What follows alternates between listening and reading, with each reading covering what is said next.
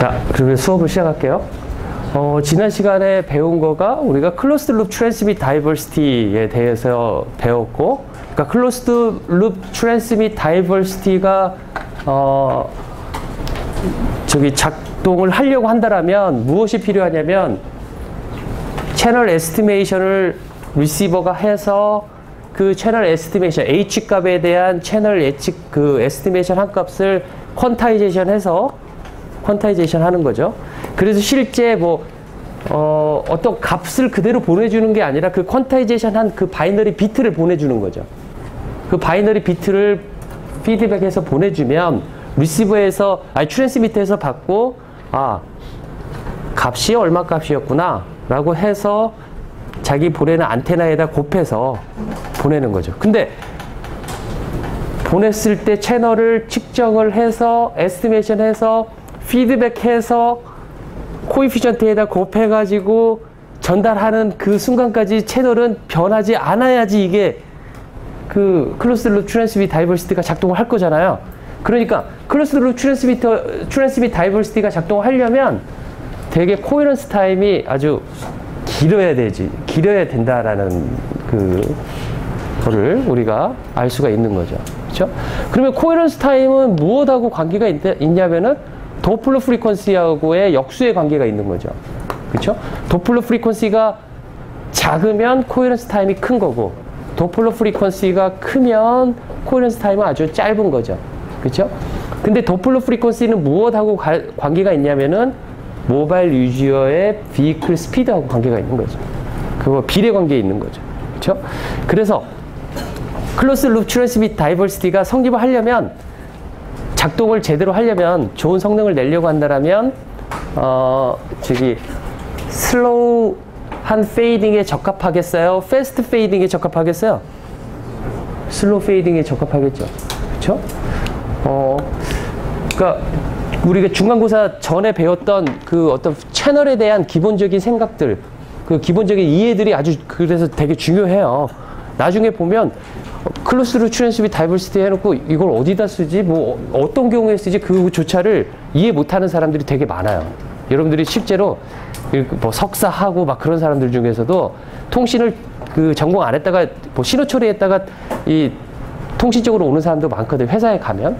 물론 통신을 석사 때까지 전공했다가 다른 이상한 데로 가는 사람도 많고, 그렇게 오는데 그 자체 이해 못하는 사람들이 많은 거죠. 그래서 여러분들이 전공이 뭘 하든 간에 그런 이해도는 되게 필요한 것 같아요. 이 과목을 통해서. 그러면 클로스드 룹 트랜스밋 다이버시티는 그러한 특징이 있는데, 보면은 그때 또 수업 시간에 좀 중요하게 이야기했던 거가 뭐냐면은 각 코에피션트에 곱해지는 어떠한 벡터 값, 또 웨이트가 있잖아요.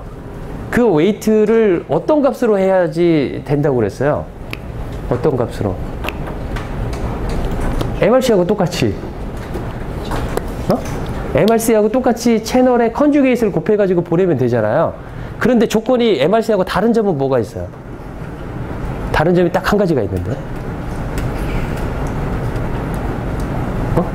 다른 점이 뭐가 있어요? 그렇지. 또 다른 점이 뭐가 있었어요? MRC하고 그 클로스드 룹 트랜스밋 다이버시티에서 같은 점은 무엇이냐면 웨이트 곱해주는 거가 리시버나 트랜스미터나 똑같이 컨주게이트라는 점은 지금 같다라고 생각을 하는 거잖아요. 다른 점은 무엇이었던 거예요? 피드백 한다 그런 거 말고. 그런 건 금방 이야기를 했으니까. 그렇죠. 파워에 컨스트레인트가 있다라는 거잖아요. 트랜스밋 파워가 있으니까 그 웨이트를 한 것들이 웨이트 해갖고 각각 웨이트에 그 롬 스퀘어 해가지고 각 썸 한 것들은 1이 되든지, 그렇죠. 시그널 에너지가 어떤 특정한 ES라는 값을 에너지를 가지고 있다라면 이 값들은 시그널 에너지에 영향을 미치지 않아야 된다라는 거죠. 아니면 시그널 에너지를 1이라고 노멀라이제이션을 시켰다라면 이 웨이트 벡터의 롬 스퀘어의 어떤 합들은 바로 그 시그널 에너지가 되든지, 그렇죠? 그러한 파워 컨스트레인트가 있다는 점, 한 점이 하나가 다르다는 거죠. 그 점 때문에 우리가 리시버에서 여러 개의 트랜스밋 안테나에서 보낸 시그널들을 받아서 SNR을 측정해보면 각각의 SNR의 합으로 나와야 되는데 MRC하고 같다라면 실제로는 트랜스밋 다이버시티에는 L분의 1만큼 감소가 된다라는 거죠. 그쵸? 그쵸? 자, 수업 시간은 배우진 않았지만 이야기를 한 가지 주제를 던져보면 트랜스밋 안테나가 있어요. 트랜스밋 안테나가 예를 들어 10개가 쭈르륵 있어요. 10개가 있어가지고 10개가 어느 한 사람한테 보내려고 그래요. 다이버시티를 주기 위해서 각자 노력을 하는 거죠. 파워 컨스트레인트는 있고, 그리고 파워 컨스트레인트는 있으니까 이 총 10개의 안테나에서 그 전파되는 시그널 파워는 안테나 하나만 사용한다라고 했었을 때 파워가 같아야 된다라는 거죠. 파워 컨스트레인트는. 그죠? 그러니까 파워를 10분의 1로 나누든, 10분의 1을 나누든, 또는 그 더 좋은 방법이 뭐가 있을까라고 생각을 하면서 이 채널 그 안테나 10개가 우리 앞에 있는 학생한테 보낸다고 하면 이쪽으로 첫 번째 안테나 봤을 때 채널 H1, 두 번째 안테나 갔을 때 H2, 10번째 안테나가 갔을 때 H10, 이 채널들이 각각 다르다라는 거잖아요. 그렇죠? 시간적으로는 다르다라는 거죠. 매번 받은 시그널 이 채널의 샘플링 해가지고 시그널을 샘플링 해갖고 이 시그널들 다 비교해보면 조금씩 다르다는 거죠. 인디펜던트 할 수도 있고, 인디펜던트 하려면 안테나 둘 간의 거리가 2분의 람다만큼 떨어져 있으면 되는 것이고, 그렇죠?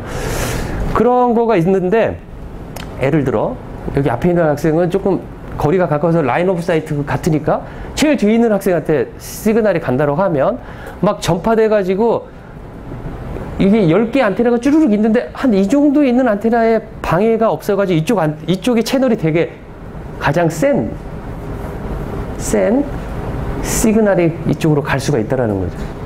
이쪽 10개는 그 라인 오브 사이트도 전혀 보장이 안 되고 되게 압스터클들이 많아가지고 시그널들이 좀 많이 위크할 수가 있다라는 거죠. 상대적으로. 그렇죠?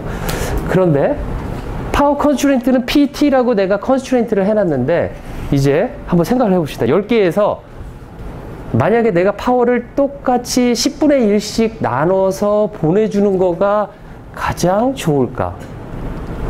아니면 그러니까 지금 문제는 뭔지 알겠어요? 10분의 1씩 똑같이 파워를 NT분의 1 해갖고 트랜스밋 안테나를 NT개가 있다고 한다면 NT분의 1 해갖고 트랜스밋 파워를 동등하게 이퀄리하게 알로케이션 해서 보내는 거가 좋을까? 아니면 가장 이 시그널이 약하게 가는 애 있잖아요. 가장 약하게 가는 애한테 많이 파워를 쏟아붓는 거가 좋을까? 아니면 반대로 제일 센 애한테 파워를 많이 몰아주는 거가 좋을까?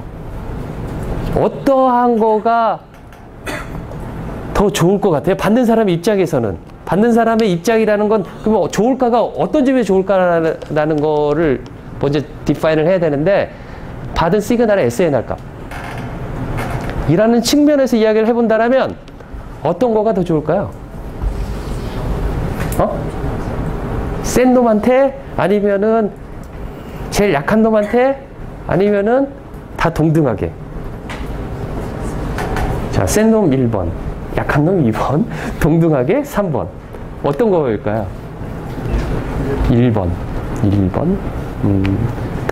확신해요? 확신해요? 그 증명할 수 있어요? 그렇죠? 그 증명하는 거가 이제 여러분들 문제가 될 수 있는 거지. 그 문제를 지금 인투이티브하게 여러분들이 1번이라고 말을 했는데, 정말 인투이티브하게 이야기를 했는데, 그 인투이티브한 거를 여러분들이 입증을 하는 거는 다 수학인 거죠. 그렇죠? 그걸 맥시마이제이션 하는 거를 내가 PT라는 거를 예를 들어 어떠한 각각의 어떠한 옵셔널을 줘가지고 어떤 레이시오를 줬었을 적에 무엇으로 하는 거가 그러니까 PT를 NT분의 PT라고 쓰지 않고 PI라고 놓는다라면 P1, P2, P3 해갖고 P10까지 놓았을 때 그 값을 썼을 때 SNL 값을 내가 식으로 적어놓고 그거를 맥시마이제이션 하는데 무엇에 대해서 맥시마이제이션 해야 되냐면 P1, P2, P10까지. 그죠?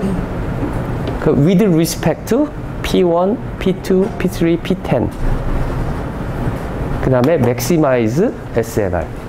그 식을 풀어보면 답이 가장 채널이 센 애가 크게 나오도록 하는 무엇인가가 답으로 나와야지 여러분들이 금방 말한 거 입증이 된다는 거. 그쵸? 예를 들어 여기 있는 모든 사람들이 이제 내가 통신 여러분들 다 통신을 하고 싶어요. 그러니까 내가 기지국이고 여러분들 유저인데 나는 여러분들한테 막 이렇게 신호를 통신하고 싶다 그러면 그 사람한테 이렇게 통신을 하게끔 연결을 다 시켜줘요. 기지국에 사는 일이. 근데 기지국에 사는 일이 또 뭐가 있냐면 파워를 이 사람한테 얼마를 쓸까? 저 사람은 얼마를 쓸까? 예를 들어 가까이 있는 사람한테 파워를 많이 쓸 필요 없는 거잖아요. 그쵸?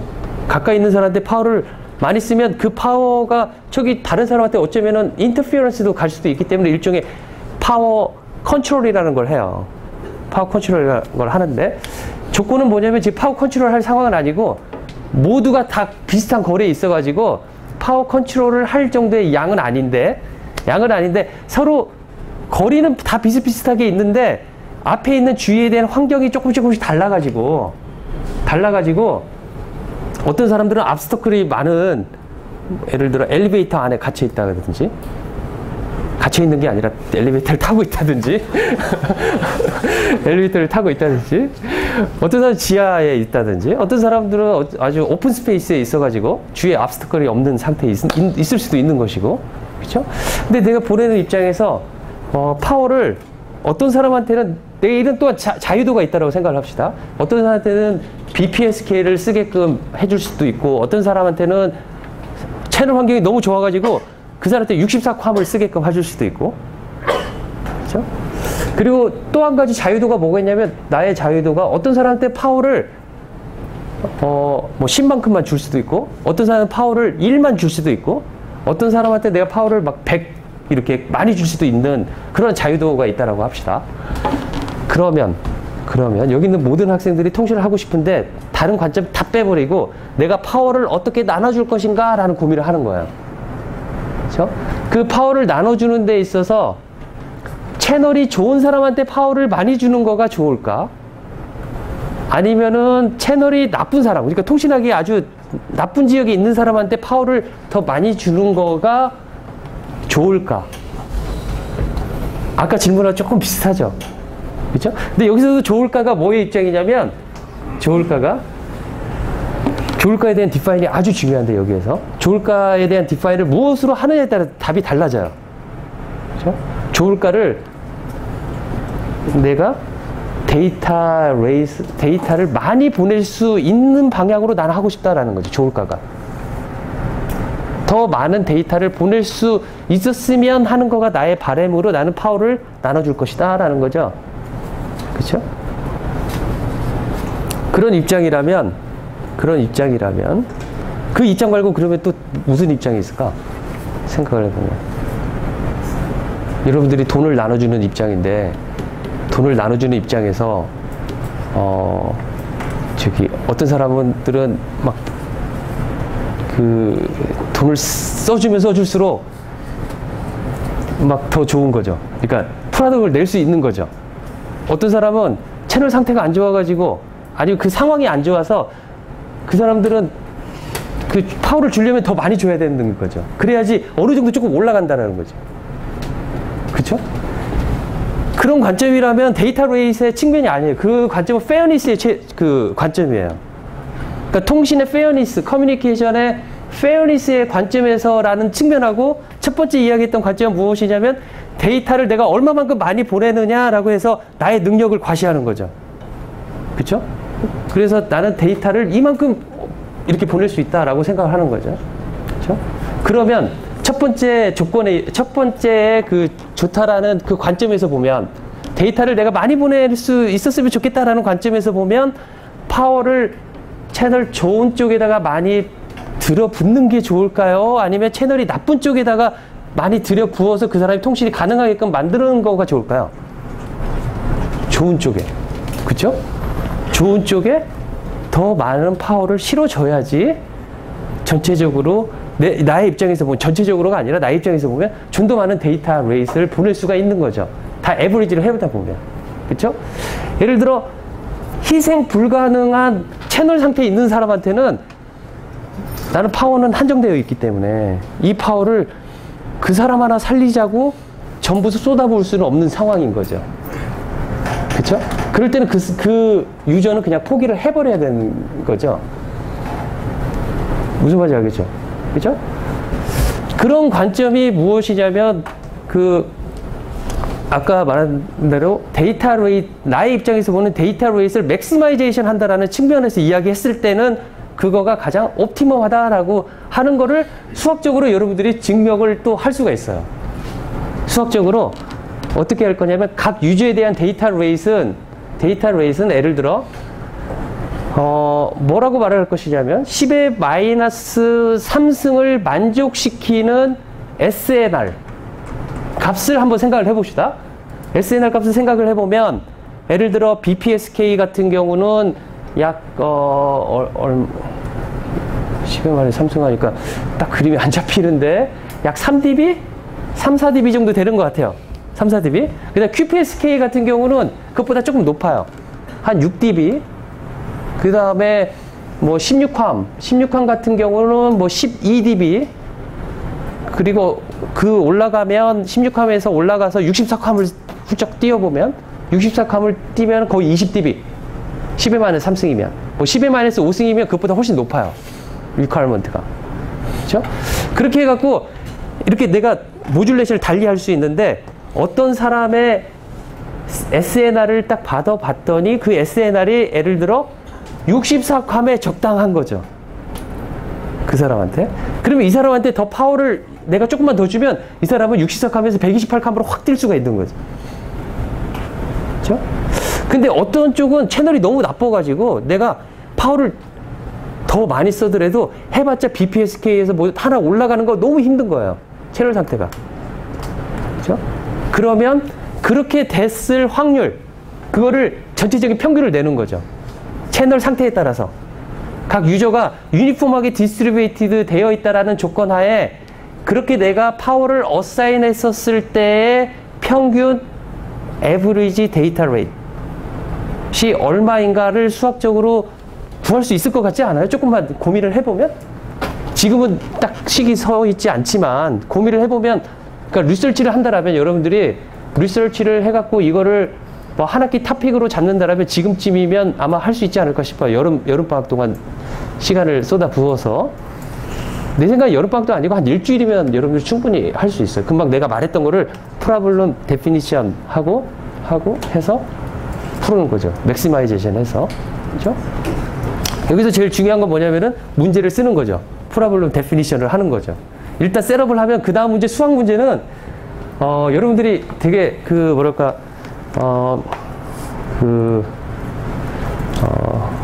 스스로 과소평가하는 경향이 많아서 그렇지, 일단 문제를 잘만 만들어서 여러분들한테 딱 주면은 대부분 잘 풀어요. 내가 봤을 때는. 근데 그러니까 문제를 만들어서 줬을 때 잘 푼다는 거에 또 스스로 잘 못 믿겠죠. 잘 못 믿겠지만, 그 대부분 잘 풀어요. 여러분들이 되게 잘 푸는 실력을 가지고 대학에 이미 들어왔는데, 내 생각엔 그렇게 거기에 대한 확신이 있어요. 여러분들이 이렇게 문제를 보면. 근데 보면 뭐가 문제냐면 그 문제를 디파인하고 이거 쓰는 것 자체가 되게 약하다는 생각을 많이 하는 거죠. 그거에 대해서 명확하게 자기가 쓰지 못한다라면은, 셋업하지 못한다라면 어떤 문제를 풀지조차도 모르고 되게, 그러니까 수동적으로 계속 문제만 받아들이고 자기는 프로블럼을 푸는 그냥 살버밖에 되지 못하는 거예요. 그렇죠? 그러니까 내가 금방 이야기했던 이 두 가지 문제점, 거기에다가 이제 문제를 달리해서 거기다 조금 더 어려운 문제를 푼다라면 나는 데이터베이스 맥시마이제이션 하겠는데 거기다 조건을 하나씩 두는 거죠. 각 유저가 적어도 얼마 이상의 데이터 레이스는 보장한 채, 보장을 해주는 조건 하에 그 조건을 넣는다라면 문제가 조금 더 복잡해질 거예요. 거기에서 옵티마이즈, 그 파워를 어떻게 엘로케이션 할 거냐에 대한 문제는 조금 더 복잡해지는 거죠. 그렇죠? 하지만 그 문제도 내 생각에는 여러분들한테 주면은 풀 수 있을 것이다 라는 생각을 해요. 그렇죠? 이게 그 통신에서 그 아주 핫하게 한때 다뤄졌던 문제 중에 하나예요. 90년대 말 2000년대 한 초반까지, 그리고 2000년대 중반에 그러한 어떤 fairness에 대해서 거기 이름 앞에 뭐가 붙냐면 proportional fairness라는 이야기를 해요. 그러니까 proportional, 다른 사람들하고 비교적 fairness한 조건을 둔 power allocation problem 이라는 거죠. 그렇죠? 그거를 막 쉽게 생각하면 조금 더 문제가 간단해지는데, 이건 항상 이 예제를 할 때마다 말을 하는 건데, 여러분들이 나중에 대학원에 가면 지도교수를 만나서 지도교수가 학생들하고 각각 면담을 해요. 면담을 하는데 지도교수가 면담할 수 있는 시간은 한정되어 있어요. 대부분 일주일에 투자하는 시간이 뭐 6시간이다 아니면 10시간이다 뭐 해서 투자가 되어 있으면, 여러분들이 이제 학생 입장이 아니라 지도교수 입장이라면, 여러분들이 지도교수 입장이라면 아웃풋을 많이 낼 수 있는 학생들하고 좀 더 많은 이야기를 해서 아웃풋을 많이 내는 거가 좋을까요? 아니면 두 번째로 교육적인 차원에서 조금 뒤떨어지는 학생을 좀 더 많이 케어를 해서 시간을 더 많이 줘서 더 많이 줘서 그 학생이 다른 사람하고 평균적으로 이렇게 올라오도록 투자를 하는 거가 좋을까요? 여기서 좋을까요는 이제 관점이 이제 또 두 가지로 나눠지는 거죠. 아웃풋의 측면과 그 프로덕트의 아웃풋의 측면과, 두 번째는 뭐가 있냐면은 그 뭐랄까 교육적인 측면, 사회복지적 측면이죠. 어떤 측면을 여러분들이 택할 거예요? 여러분들이라면 여러분들이 어떤 거를 택하는 거가 맞을까요? 그 어널리시스 해봐야 되잖아요. 어널리시스를 해봐야 되는데, 그 어널리시스를 해보잖아요. 그 진짜 해보는데, 해봐서 성능 커브를 그려보면, 여러분들의 전체적인 수준이 매우 낮다라면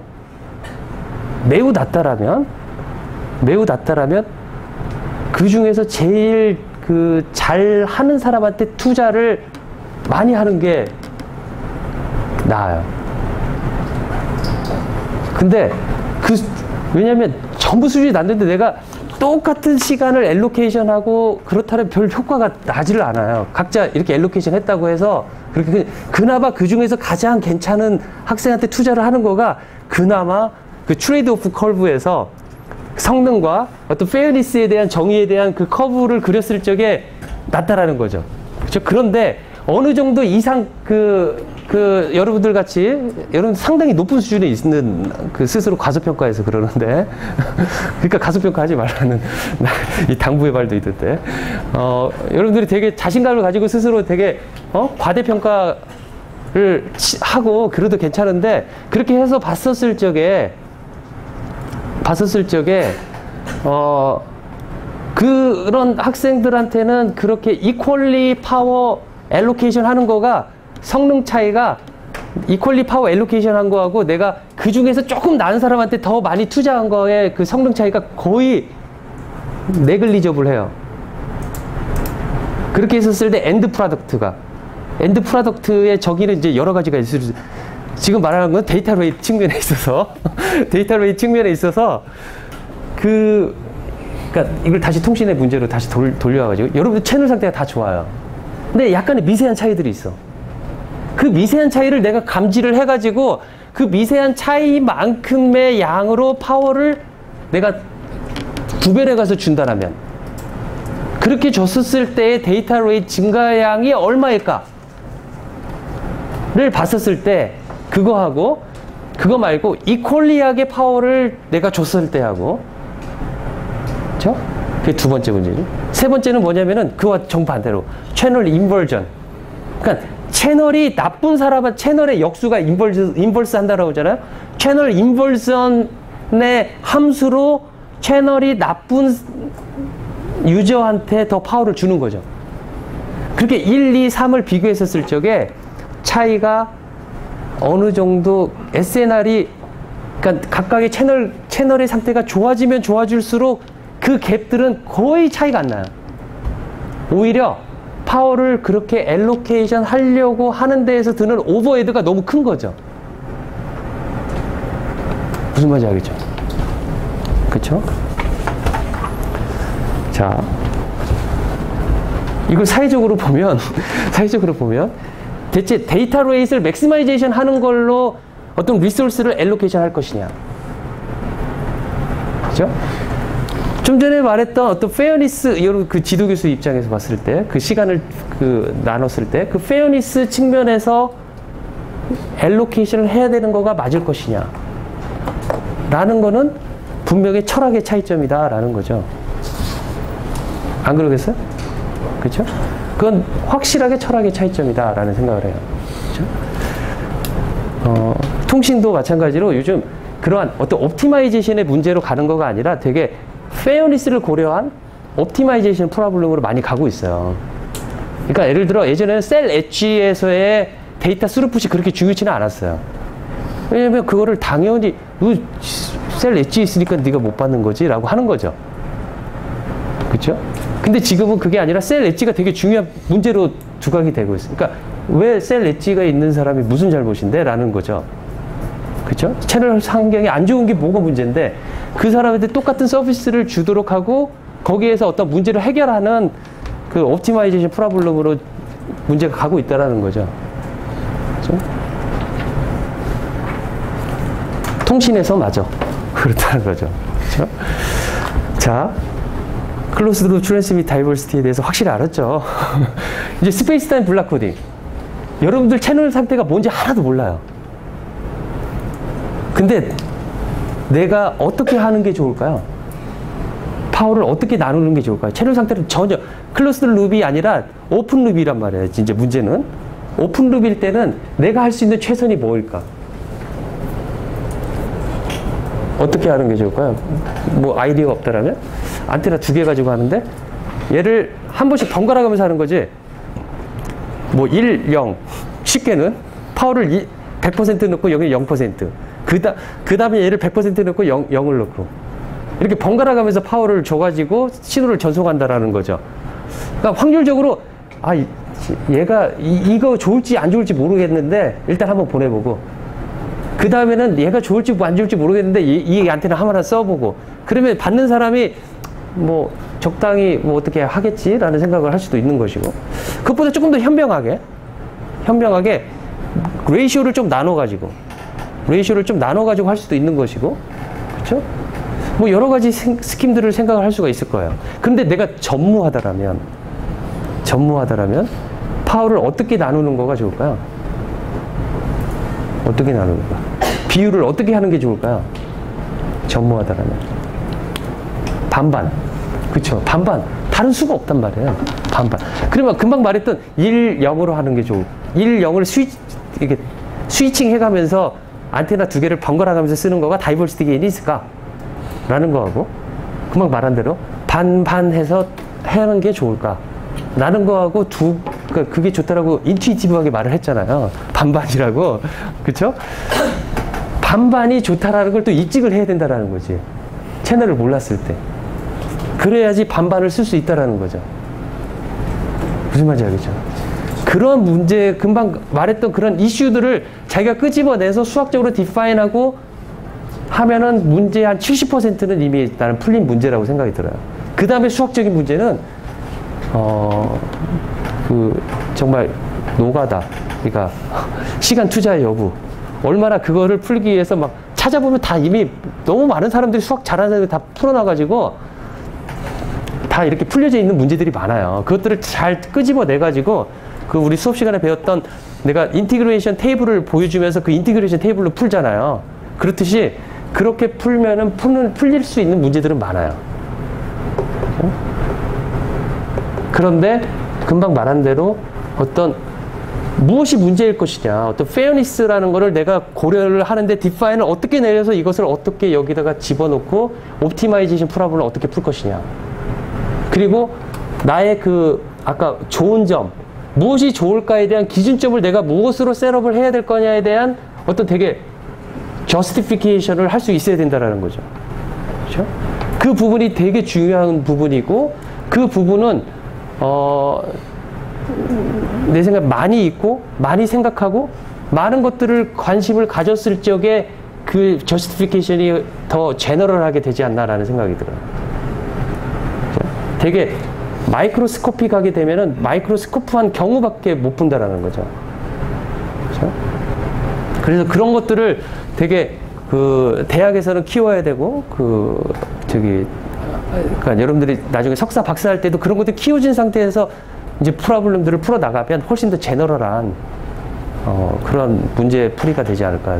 자, 스페이스 오픈루 트랜스밋 다이버시티는 그래서 금방 말한 대로 반반이 가장 좋은데 모르기 때문에 그거에 대해서는 프루프는 내가 스킵을 한다라는 거죠. 스킵을 하고. 그래서 지난 시간에 이야기했던 건 뭐냐면 오픈루 트랜스밋 다이버시티를 하는데 이제 고민을 하는 거죠. 1982년도에 그 잭 윈터스라는 사람이 벨랩에 있는 사람이었던 사람인데, 그 잭 윈터스라는 그 연구원이 그렇게 생각을 했어요. 무선에서 정말 통신을 잘하고 싶은데 그 여러분들이 그때 봤다시피 안테나 하나 써가지고는 성능이 너무 안 나온다라는 거죠. 그렇죠? 성능이 너무 안 나오기 때문에 다이버시티 게인을 어디선가 얻는 거가 필요하다라는 거죠. 그렇죠? 다이버시티 게인이 얻는 거가 필요한데 리시버에서는 다이버시티를 갖기에는 리시버 안테나가 되게 작기 때문에 그 리시버의 그 디바이스 크기가 작기 때문에 제한되어 있고, 그렇기 때문에 트랜스미터에서 뭔가 다이버시티를 줄 수 있는 것들을 하고 싶다라는 거죠. 그렇죠? 그래서 그 사람이 생각했던 게 뭐냐면 딜레이 트랜스밋 다이버시티를 쓰자라고 이야기를 하는 거예요. 그래서 내 신호를 이렇게 보는 거죠. 하나 보내고 그 다음 데이터를 보내는데 세 번째 보낼 때는 첫 번째 보낸 걸 다시 보내는 거죠. 그러니까 시간적으로 타임 다이버시티를 얻겠다라는 거예요. 그러니까 채널은 타임 베어링하기 때문에 내가 하나, 둘, 셋 했을 때 하나하고 셋하고 같은 데이터를 보냈다는 건 뭐냐면, 이 사람이 한 번 보내고 두 번째 다시 리피티션을 안 한 이유는 뭐냐면, 첫 번째 보낸 거하고 두 번째 보냈을 때 채널이 코헤런트 한다라면은 다이버시티를 얻지 못한다라는 거죠. 그렇죠? 그러니까 하나, 둘, 세 번째도 아니고 네 번째 보냈다라는 건 뭐냐면은 타임이 슬로우 베어링하기 때문에 조금 더 기다렸다가 네 번째 다시 보내는 거가 유효하기 때문에 다이버시티 게인을 얻을 수 있겠다라는 생각을 하는 거죠. 그런데 그렇게 되면 문제가 뭐가 생길까요? 두 가지 문제가 생기는데, 첫 번째는 일단 타임 리소스를 내가 그 데이터를 보내려고 하는 시간이 한정되어 있다라면 보내려고 하는 양이 반복되기 때문에 보내려고 하는 데이터 양이 줄어드는 거죠. 그렇죠? 데이터 양이 줄어든단 말이죠. 두 번째는 받는 입장에서는 하나 받고 나서 한참 기다려야 돼. 다른 거 와가지고 컴바이닝 해야 되려면. 세 번째 오는 거를 컴바이닝하고 그동안 두 번째, 세 번째 받았던 데이터는 어딘가 저장을 해놔야 되겠죠. 그쵸? 버퍼링이 필요하다는 거죠. 그쵸? 버퍼링 해서 실제로 보내려면 나는 한참 딜레이가 된 레이턴시가 아주 큰 문제점이 생긴다라는 거죠. 그쵸? 레이턴시 이야기가 나와서 이야기를 해보면, 미래의 통신에 뭐 핵심 키워드들이 많이 있는데 그 중에서 하나가 레이턴시를, 지금 레이턴시가 여러분들 전화하면은 얼마 정도 되는지 아세요? 전화하면 받는 사람하고 말하는 사람하고 듣는 사람하고 딜레이가 어느 정도 되냐면, 보통 우리가 여기 전화할 때 약 100ms 정도가 된다고 그래요. 100ms 정도가 되는데, 그 미래의 목표가 뭐냐면 1ms가 목표래요. 그러니까 100분의 1을 줄이는 거죠. 1ms가 의미하는 게 뭔지 알아요? 여러분들이 어떤 내가 시계를 딱 보는 순간 아 저게 시계구나라고 내가 자연스럽게 느끼는 그 시간 있죠. 그 시간이 1ms래요. 그러니까 별로 가능성 없는 이야기 같죠. 나도 별로 가능성 없다고 생각해요. 어떤 사람이 그렇게 이야기를 하니까 유명한 사람이 말을 하니까 그게 다 목표인 것처럼 지금 이야기를 하고 있는데 어쨌든 간에 레이턴시가 그러한 문제점이 있다는 거죠. 딜레이의 어떤 문제점이. 자, 딜레이 다이버시티는 이제 그래요. 그래서 그 이후로 82년도에 잭 윈터스가 그런 이야기를 하면서 트랜스밋 다이버시티로 할 수 있는 방법이 뭐가 있을까에 대해서 뭐 리피티션 하는 거. 그러니까 안테나 두 개가 있는데 둘 다 똑같이 보내는 거예요. S와 S를. 그러면 H1 더하기 신호가 내가 이렇게 보낸다고 합시다. 여기서 이렇게 신호를 보내는 거죠. 파워는 양 똑같이 나눠가지고 파워는 이만큼의 파워를 2분의 PT만큼 나누고 여기다 엔빌롭에다 곱해야 되니까 루트를 씌워야 되겠죠? 그렇죠? 그렇게 해서 보내면 받는 사람은 어떻게 받을 거냐면 H1, H2를 지나서 Y는 여기에서 H1 다음에 S 그 다음에 PT over 2 플러스 루트 PT over 2 H2S 플러스 노이즈. 그걸 다시 써보면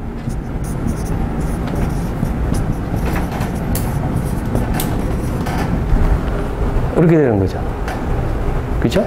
자, 이거 SNR을 구해보면 SNR은 이 노이즈가 들어가고 노이즈 스펙츄럴 데시티가 들어가고 이거의 파워 제곱하니까 2분의 PT가 들어가고 그 다음에 이거의 제곱 이렇게 된다라는 거죠. 그죠? H1 플러스 H2의 제곱이 된다라는 거죠. 자, 이게 최선이냐라는 거. 이게 그러면 이게 옵티멈 아니야? 이건 되게 아주 너무나 간단한 거잖아요. 그렇죠? 그래서 트랜스밋 다이버시티에서 만약에 오픈루프로 했었을 적에 사람들이 이거가 다 최선이다라고 생각을 했어요. 어떤 다른 방법 뭐가 있을까에 대한 고민들을 계속하면서도 솔루션이 제대로 나오지 않았는데 1982년대 잭 윈터스라는 사람이 아까 말한 딜레이 다이버시티를 이야기를 하고 그 이후에 뭐 이러한 것 해가지고 여러 가지 것들이 나왔지만 딱히 다이버시티 게인을 풍족하게 줄 수 있는 이것보다 더 잘할 수 있다는 거 알겠는데 그거에 대한 해결책이 누가 제시를 못하는 거죠. 그러다가 1998년에 지난 시간에 이야기했던 여러분들 노트에 보면 알라무티라는 사람이 알라무티의 스페이스 타임 블락 코딩이라는 방법을 제안을 하는데 어떻게 하냐면 똑같이 2분의 PT, 2분의 PT로 나눠서 보내는데 심볼이 있어요. 심볼이 S0, S1, S2, S3 이런 식으로 쭉 전송이 된다고 합시다. 이거 심볼인데 이 SN이라는 것은 N은 이제 타임의 인덱스를 디스크리트한 인덱스를 나타내는 건데 SN이 A, M 중에 하나를 갖는다고 합시다. 예를 들어 QPSK 같은 경우 계속 QPSK 예제를 들었는데 뭐 그냥 이 예제를 말을 하는 거예요. 이 중에서 하나를 계속 바이너리 비트가 무엇이냐에 따라서 이 S0 T는 0일 때 이 심볼이 보내지고 T는 T일 때 이 심볼이 보내지고 T는 2T일 때 이 심볼이 보내지고 T는 3T일 때 이 심볼이 보내진다라는 거죠. 그쵸?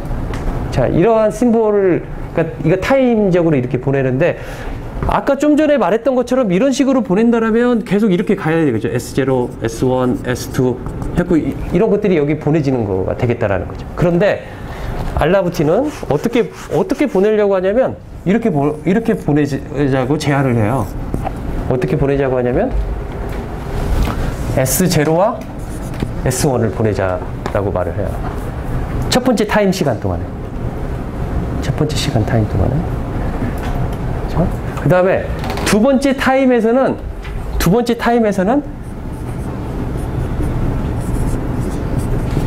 이렇게 보내자라고 말을 해요.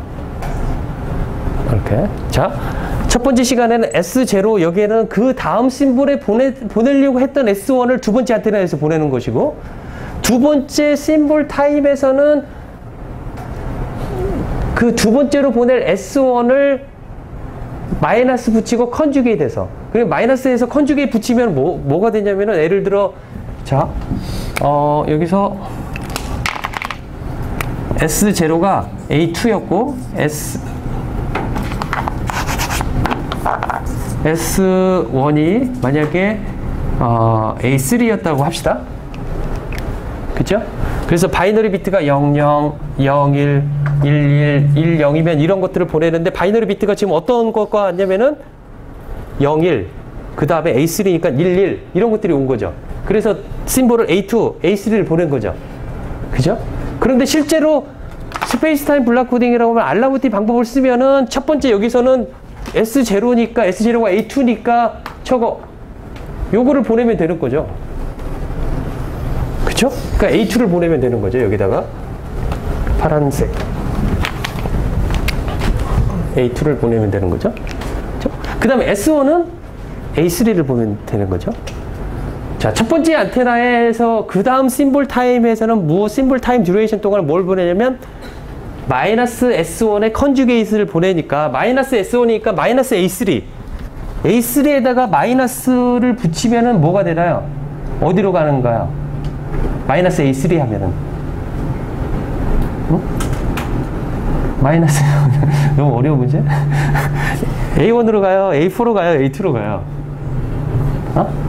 A1으로 가죠? A1으로 가자. 마이너스 A3를 하면, 그 다음에 여기다 컨주게이트를 하면, 컨주게이트를 하면은 Y축이 변하는 거죠. Y축이 마이너스가 되는 거죠. 뭘로 가요? A4로 가는 거죠. 그렇죠? 그래서 여기서는 A4로 보내겠다라는 거죠. 그렇죠? 그리고 S0 컨주게이트 하면 뭘로 보내는 거예요? A3? 오케이. A3 맞아요? 맞아요? 자, 확인 안 하고 믿고 할게요. 이렇게 보내는데 이렇게 보내가지고 이제 받는 거죠.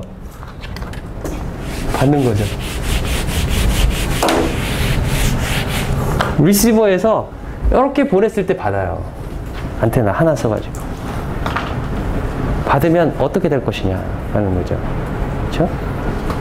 어떻게 되냐면 첫 번째 심볼 듀레이션 동안에는 이것이 들어올 거니까 어떻게 될 거냐면 S0H1 더하기 S1H2 그렇죠?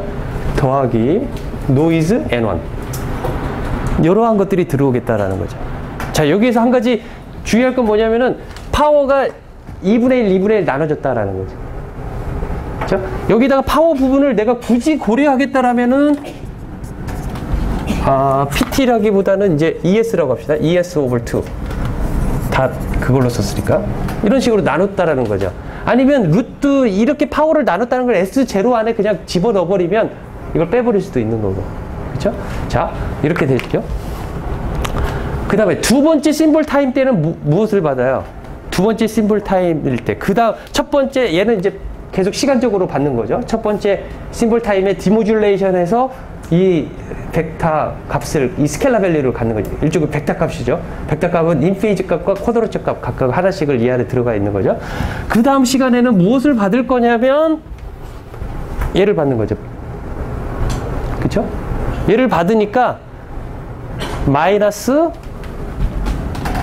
S1 컨주게이트 H1 그쵸? 그 다음에 S0 컨주게이트 H2 플러스 N2 이런 것을 받겠다라는 파워도 똑같이 루트 ES 오버 2로 나눠져 있으니까 근데 다 공통이니까 이거 그냥 뺍시다. ES가 만약에 2라고 한다면 답 지워줄 수 있는 거지. 1로서 2분의 1씩 해서 자 이렇게 되어 있으면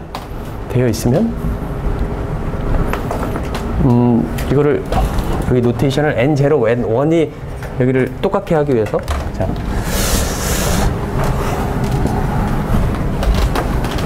이렇게 받으면 이제 여기에서 우리가 알고 싶은 게 뭐예요? 여기서 우리는 뭘 디텍션 해야 돼요? S0와 S1 디텍션 하면 된단 말이에요. 그쵸? 이 S0와 S1을 디텍션 하는 데 있어서 이 연립방정식을 풀겠다라는 거죠. 그쵸? 어떻게 풀 거냐면,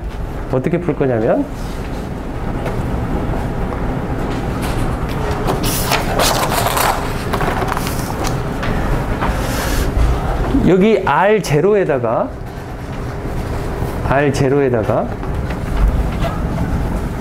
H1 컨주게이트를 R0에다가 곱한 다음에, 그쵸? 그 다음에 H2에다가 R2 컨주게이트를 곱해서 두 개를 더하면, 그래서 S0와 S1의 그런 함수로만 나눠갖고 여러분들 연립 1차 방정식을 풀려고요. 여기에서. 연립 1차 방정식을 풀기 위해서 이렇게 푸는 거 있잖아요. 그쵸?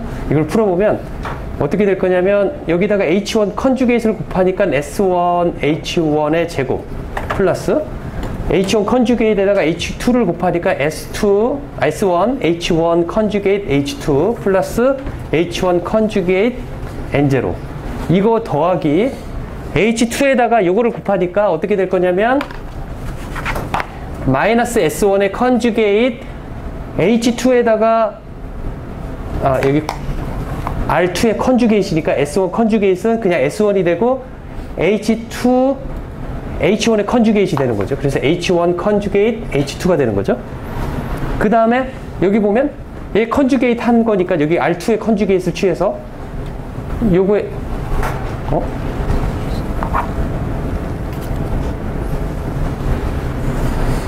맞죠? 그러니까 얘는 컨주게이트를 해서 S0가 되고 이거에 컨주게이트 하니까 H2의 컨주게이트에다가 H2를 곱하니까 2의 제곱이 되고 그쵸? 그 다음에 노이즈 부분인 H2에다가 N2가 N1이 더해진다라는 거죠. 그쵸? 그 다음에 이거를 V1이라고 놓을게요. V1이라고. 그 다음에 똑같은 방식으로 연립방정식을 푸는데 어떻게 풀 거냐면 V2는 H2 컨주게이트 R1 마이너스 H1 R0 R1 컨주게이트 이것을 풀어보자 라는 거죠. 이것을 이렇게 하면은 어떻게 나올 거냐면 내가 중간 생략하고 결과만 써보면 어떻게 나오냐면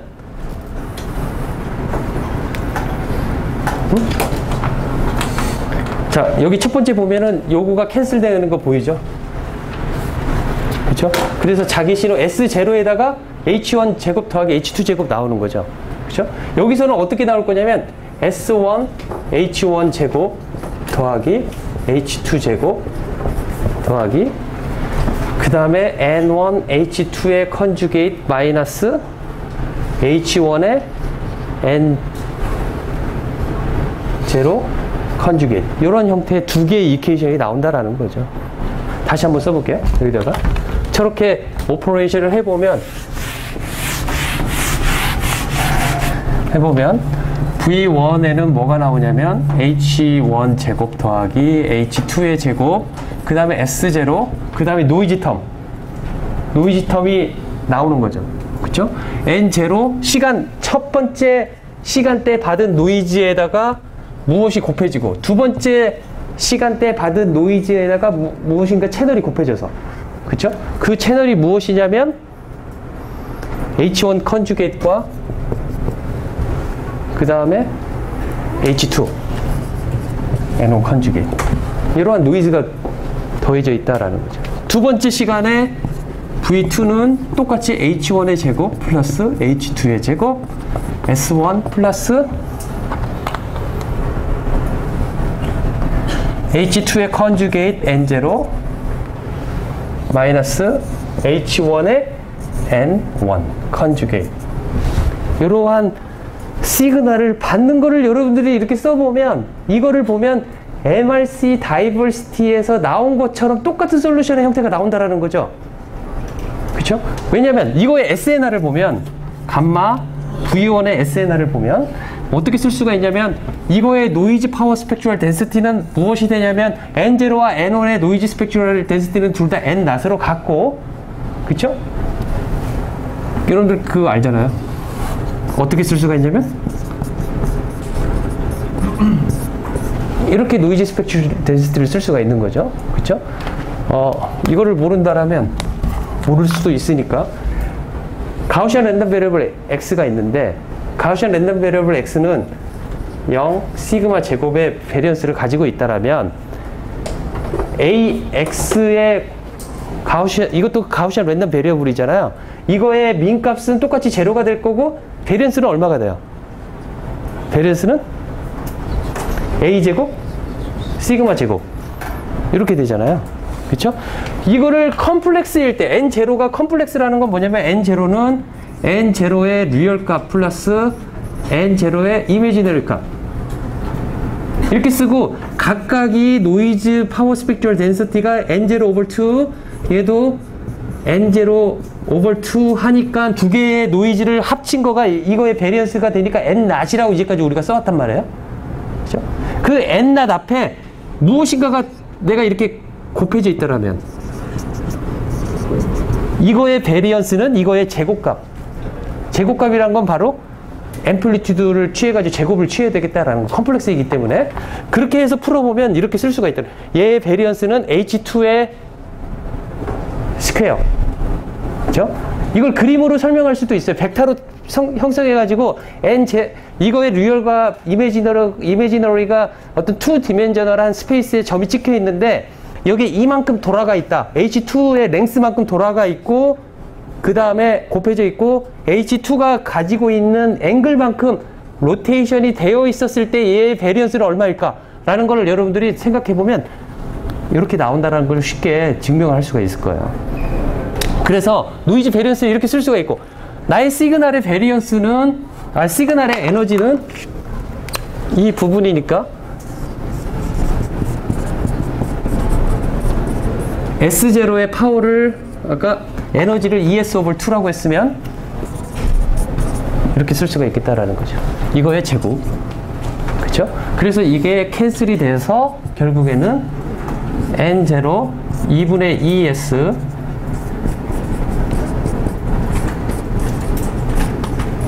이렇게 쓸 수가 있다라는 거죠. 다시 한번 써보면 N0 H1의 제곱에다가 ES 그 다음에 이 앞에 2분의 1을 붙여놓고 더하기 2분의 1 해놓고 N0 H2의 제곱 ES 이런 식으로 쓸 수가 있겠죠. 그런데 요거가 감마 1이 되고 2분의 감마 1이 되고 이게 2분의 감마 2가 되어서 2분의 1 감마 L 이런 식으로 쓸 수가 있다라는 거죠. 즉 여기서 받은 SNR 값은 이 채널 하나만 썼을 때 SNR에다가 이 채널 하나만 썼을 때 SNR의 합이 되겠다라는 거죠. 그렇죠? 그런데 MRC하고 다른 점은 파워를 이분리하게 내가 엘로케이션 했기 때문에 2분의 1로 나눠지는 거죠. 그렇죠? 2분의 1로 나눠지는데 2분의 1로 나눠짐에도 불구하고 다이버시티 게인은 생긴다라는 거예요. 다이버시티 게인. 그렇죠? 그 그림을 지난 시간에 여러분들 PDF 그림을 보면은 그 PDF 그림이 왜 그 다이버시티 게인이 생기는지에 대한 설명이에요. 파워를 내가 적게 함에도 불구하고 다이버시티 게인이 생기는 이유를 그 그림을 통해서 이해를 할 수가 있다라는 거죠.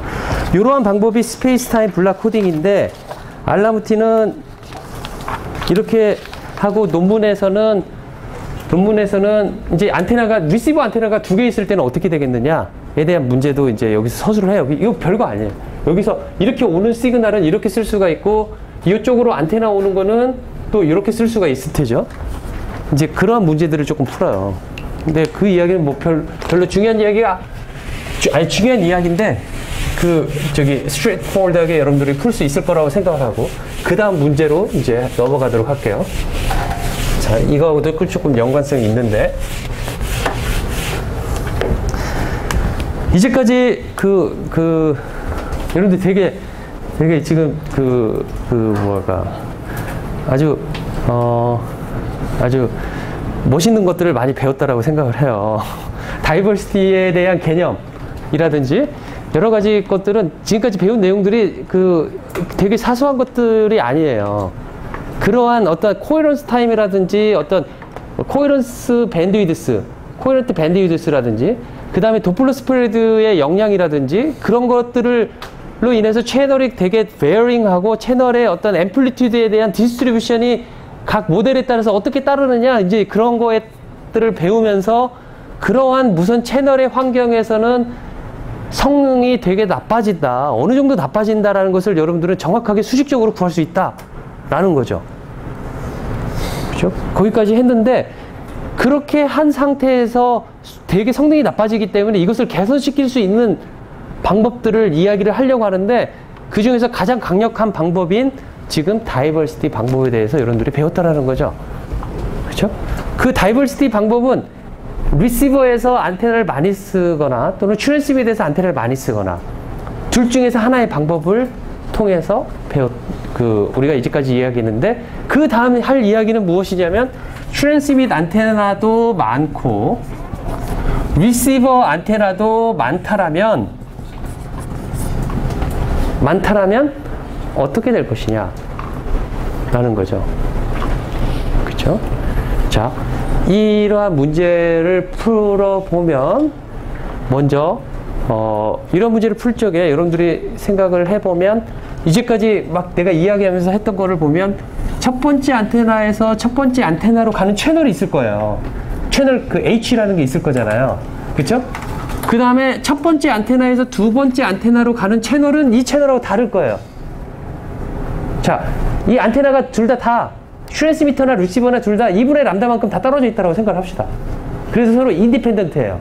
인디펜던트 하다라는 소리는 뭐냐면 얘 받은 시그널을 어떤 순간에 샘플을 했을 때 그 H 값하고 여기에서 샘플한 H 값하고 서로 완전 독립적인 거다라는 거죠. 마치 동전 던져서 얘가 앞면이 나왔다고 해서 얘가 꼭 앞면이 나오라는 거가 아닌 것처럼 앞면이 나올 수도 있지만 완전 독립적이다라는 거죠. 그렇죠? 그 다음에 첫 번째 안테나에서 또 리시버의 가장 마지막에 있는 안테나에 가는 채널도 다 다를 것이다 라는 거죠. 그쵸? 두 번째 안테나도 마찬가지예요.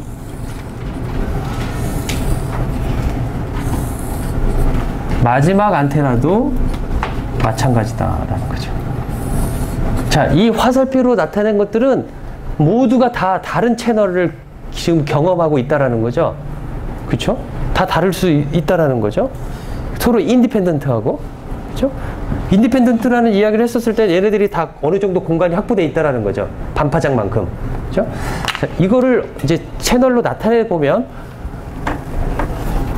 우선 안테나 1, 2, 트랜스미터 안테나니까 T개의 안테나가 있다고 합시다. 리시버 안테나는 하나, 둘 해갖고 R개의 리시버 안테나가 있다고 하는 거죠. 이 두 개가 다를 수가 있어요. 이 그림은 마치 같은 것처럼 그림을 그렸지만 트랜스미터 안테나 4개이고 얘가 2개일 수도 있는 거죠. 그렇죠? 자, 이런 경우에 채널을 한번 써볼게요. 여기다 채널을 나는 독특하게 이렇게 쓸 거예요. H를 쓰는데 첫 번째 트랜스미터 안테나에서 첫 번째 리시버 안테나로 가는 채널 인덱스를 이렇게 하겠다라는 거죠. 다음에 여기 두 번째는 첫 번째 트랜스미터 안테나에서 두 번째 리시버 안테나로 가는 채널 이렇게 쓰겠다라는 거죠. 제일 마지막은 어떻게 쓸 거냐면 첫 번째 트랜스미터 안테나에서 R번째 리시버 안테나로 가는 채널 이렇게 쓰겠다라는 거죠. 자, 이런 노테이션을 쓴다라면 얘네들은 똑같이 나올 거예요. H 두 번째 트랜스미터 안테나 첫 번째, H 두 번째 트랜스미터에서 두 번째 리시버, 그 다음에 두 번째 트랜스미터 안테나에서 R번째 리시버 안테나. 자, 제일 마지막은 HT에서 1, HT에서 2, HT에서 R 이렇게 쓸 수가 있겠다라는 거죠. 그쵸? 자, 그러면 여기에서 받은 시그널을 R1, R2, R3라고 합시다. 그쵸? R1, R2, R3라고 한다면 R1은 시그널을 리시브드 시그널을 내가 만약에 여기서 S라는 시그널을 보냈다라면 R1은 어떻게 될 거냐면 H11S 더하기 그쵸? 그 다음에 이쪽 H1 to S H 그 다음에 점점점 H 뭐예요? 그 다음 뭐 인덱스 뭐 쓰면 돼요? 제일 마지막 거 1T S 그 다음에 노이즈 이렇게 쓰면 되겠죠. 그렇죠? 그 다음에 R2는 어떻게 쓰면 되냐면 R2니까 두 번째 안테나에서 받은 걸 말을 하잖아요.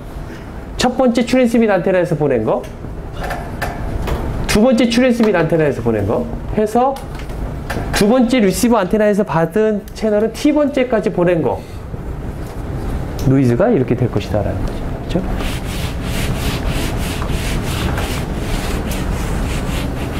자, 제일 마지막에 받은 R번째 시그널은 어떻게 될 것이냐면 RR인데 그렇죠?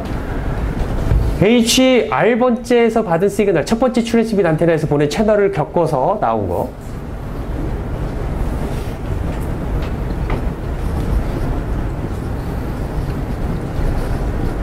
이렇게 쓸 수가 있겠다라는 거죠. 그쵸? 자, 이거를 조금 더 잘해보고 싶어요. 어떻게 잘해보고 싶으냐면 R1, R2, RR 이렇게 받은 시그널들이 저렇게 트랜스밋 안테나에서 보낸 시그널들이 SNR 값이 맥시마이제이션 되도록, 즉 이거를 S로 빼가지고 해보면은 H11 더하기 H12 더하기 H1T 가로 닫고 S 더하기 N이 되잖아요. S로 묶으면. 그쵸? 두 번째도 마찬가지고. 그쵸? 그쵸? 어떻게 잘하고 싶냐면 구상 중에서 하나가 클로스드 룹한 시스템을 고려를 해서 내가 채널 정보를 알 수 있다라고 트랜스미트에서 가정을 했었을 적에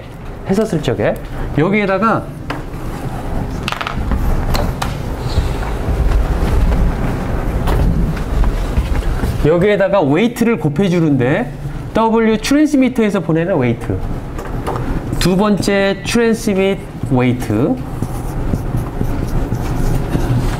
T번째 트랜스밋 웨이트를 곱해서 내가 적당히 보내주면 좋겠다라는 거죠. 그쵸? 그러면 여기 앞에 식이 어떻게 변할 거냐면 여기 앞에 H11 WT1 H12 WT2S WTTS 이렇게 될 것이다 라는 거죠. 여기도 마찬가지로 R2는 H 두 번째 리시버 안테나니까 첫 번째 WT1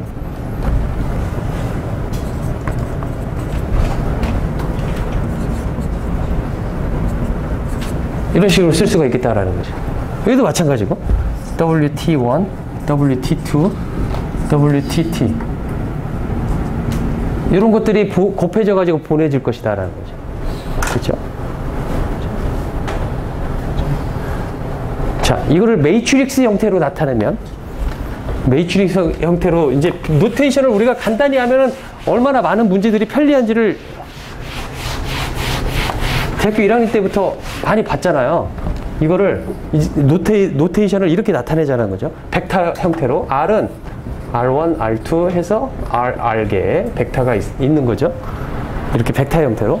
H는 채널 매트릭스 H11, H12, H1T, H21, H22, H2T, HR1, HR2, HRT, R by T 매트릭스의 채널 매트릭스를 우리가 쓴다라면, 그렇죠? 그 다음에 트랜스밋의 벡터를 또 이렇게 씁시다. WT1, WT2, WTT. 그래서 이거는 T by 1. 네, 칼럼 벡터가 나오는 거죠. 여기는 R by 1의 칼럼 벡터, 칼럼 벡터가 나오는 거죠. 자, 이렇게 노테이션을 쓰고 또 노이즈도 N1, N2에서 NR. 노이즈 벡터로 나타낸다라면 이 리시브 시그널 이렇게 쓴 거를 내가 조금 더 간편하게 쓸 수가 있겠다라는 거죠. H라는 채널 매트릭스에다가, 그쵸? S를 보내는데 어떻게 S를 보냈냐면은 WT라는 벡터를 곱해서 보내면은 받은 시그널은 노이즈가 합쳐져서 보내지니까 이것을 써서 보면 이게 R by T 매트릭스. 이거는 T by 1 칼럼 벡터가 되니까 R by 1의 벡터가 나오는 거죠. 리시브드 벡터가. 그죠? 노이즈가 합쳐져가지고 이렇게 쓸 수가 있겠다라는 거죠. 그쵸? 그래서 이 복잡한 거 아까 이것을 지워버리고 나는 여기 받은 시그널을 R 벡터는 HWTS 플러스 N이라고 쓰겠다라는 거죠.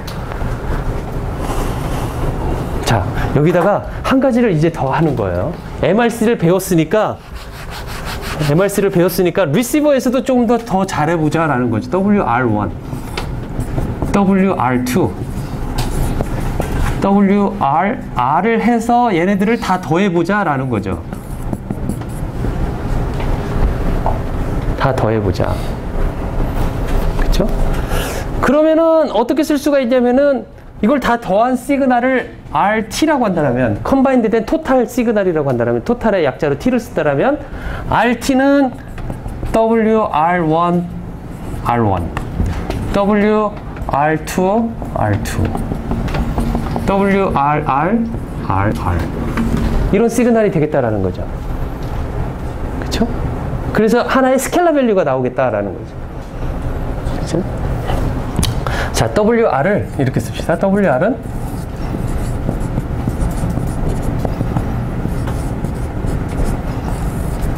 이렇게. 그래서 R by 1의 칼럼 벡터다 라고 한다라면 이걸 벡터로 나타내면 어떻게 나타낼 수가 있을까요? 이걸 벡터로 나타낸다라면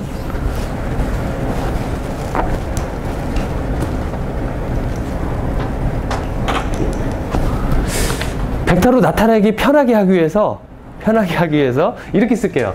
여기다가 컨주게이트 곱했다라고. 즉 여기를 컨주게이트 곱했다라고. 어떤 거에 컨주게이트를 곱했다라고. 그렇죠? 그렇게 쓴다라면 그냥 이렇게 써도 되잖아요. 노테이션을 곱한 거가 어떤 거에 컨주게이트라고 이야기를 해도 되잖아요. 그렇죠? 이렇게 쓴다라면 나는 여기를 이렇게 쓴 이유는 뭐냐면 이렇게 쓰고 싶어서 썼는데 이렇게라는 건 뭐냐면 WR이란 거에 헐미션 하면은 R by 1이 1 by R이 되고 WR에 헐미션 하면 어떻게 되냐면 WR1의 컨주게이트, WR2의 컨주게이트 헐미션 하면 WRR의 컨주게이트 이런 형태로 나오니까 1 by R이 되잖아요. 1 by R이 되고 여기 아까 R by 1의 컬럼 벡터가 됐잖아요. 그래서 여기에다가 HWTS 플러스 N을 해주면 그러니까 여기에다가 미안합니다. 여기에다가 R에다가 내가 WR의 헐미시안을 곱한다라는 거는 바로 WR의 헐미시안에다가 HWTS 플러스 N을 곱하는 거가 되어서 이 시그널 부분을 보면은 WR 헐미시안의 HWT의 S 플러스 WR의 헐미시안의 노이즈 파트가 이렇게 될 것이다라는 거죠. 그쵸? 매트릭스 계산하는 걸 보면은 아까 다시 한번 보면은 이 부분이 뭐였냐면은 R by 1이 돼가지고 R 벡터의 시그널 부분이었잖아요. 이것도 마찬가지로 R by 1의 노이즈 벡터가 되었는데 이 부분이 요거가 1 by R이기 때문에 스켈라 밸류가 나오는 거죠. 그렇죠? 노이즈 썸들인 스켈라 밸류가 나오는 거죠. 그렇죠? 그래서 이 컴바인드 된 RT가 여기 나오겠다라는 거죠. RT를 써보면 이거를 SNR을 구해서 이거를 맥시마이제이션 할 수 있는 WT와 WR이 무엇인가를 구하는 문제를 이제 풀면 되겠다라는 거죠. 다음 주에 수고했습니다. 수고하셨습니다.